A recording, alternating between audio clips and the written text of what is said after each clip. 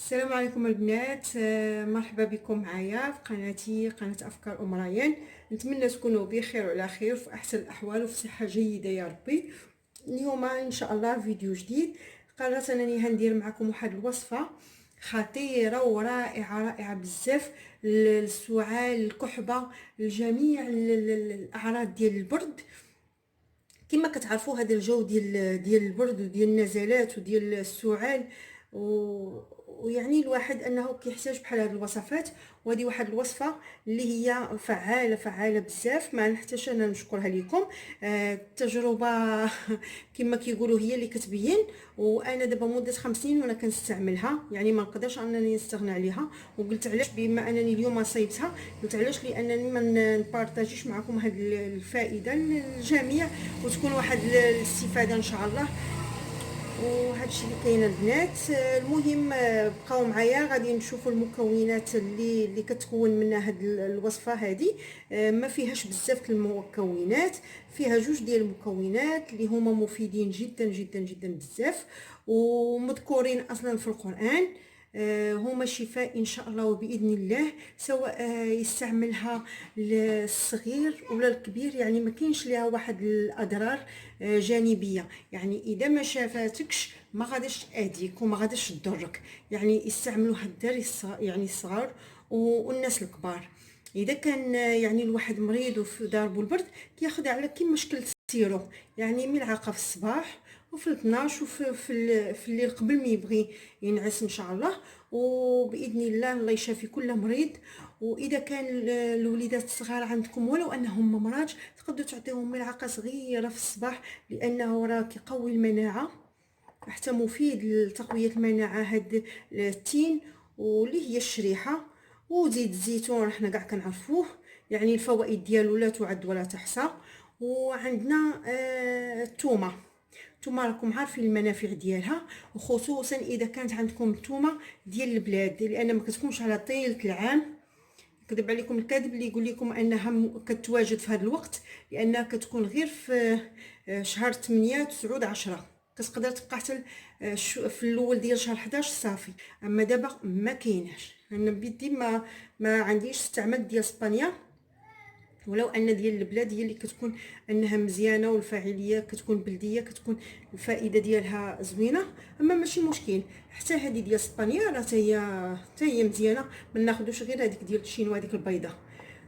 صافي هادشي اللي كاين البنات، وخليكم معايا باش تشوفوا الطريقه ديال كيفاش نحضروا هاد الوصفه هذه.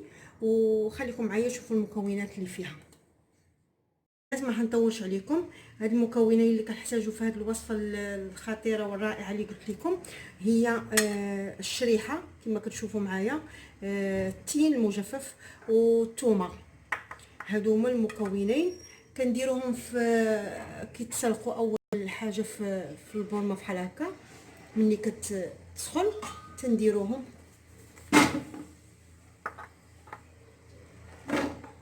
صافي، كنغلقوا عليهم ونخليهم حتى كيتفوروا مزيان عاد باش نوليو كنطحنوهم مع زيت العود. وخليكم معايا هانتوما تشوفوا كيفاش غادا نستعملهم.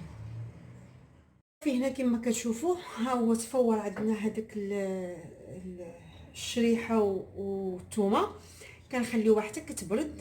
بطبيعه الحال الا كان عندنا طحانه ولا الروبو ديال بلاستيك، اما الا كان ديال الدجاج وبغيتو طحنوه سخون ماشي مشكل. المهم انا خليته حتى برد. غادا ندوز دابا باش نطحنو كما كتشوفوا معايا. انا غنطحنو هنا في هذا الروبو هادي.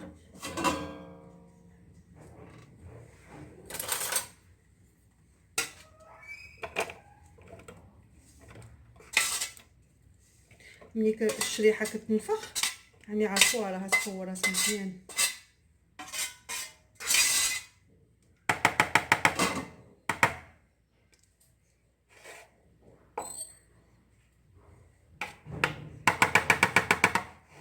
صافي تنزيدو عليها زيت الزيتون.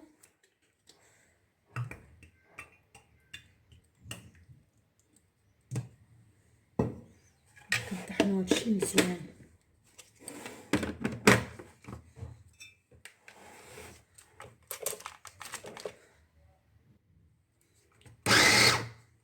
المهم صافي انا كملت هنايا، طحنتها مزيان. شوفوا كيفاش كتولي على شكل عجين. شفتوا كيفاش كتولي، حتى الريحه طالعه زوينه، طالعه غزاله الريحه منها. صافي كتوليو تحطوا هذا الشيء، كديروه في واحد القرعه ديال الدجاج، اي قرعه عندكم.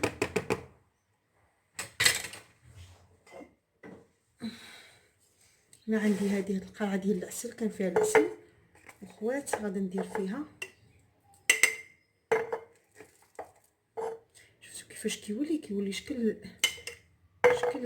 العجين. باش ملي كتهزو معلقه. صدقوني هذه الوصفه راها خطيره للبرد. حتى انا دابا راه مده 5 سنين وانا كنستعملها. قالتها لي غير واحد السيده، واحد المراه كبيره تلاقيت بها عند الطبيب، كان ولديني داو البرد وديتو عند الطبيب، قالتها لي من تما وانا كنستعملها ديما في هذا الوقت. كنصايب هذا راه مضاد طبيعي حيوي طبيعي، احسن من هذاك اللي كيتباع في الفارماسيان. بالنسبه الا كان الوليد ولا الكبار مرض، تاخذوا عويشقه ملعقه صغيره في الصباح ومع 12 في الليل. واخا ما يكونش الوليد كاع ضاربو البرد، تعطيوه واحد ملعقه صغيره في الصباح، راه كيزيد المناعه. هذا راه التين والزيتون مذكور في القران، التين والزيتون.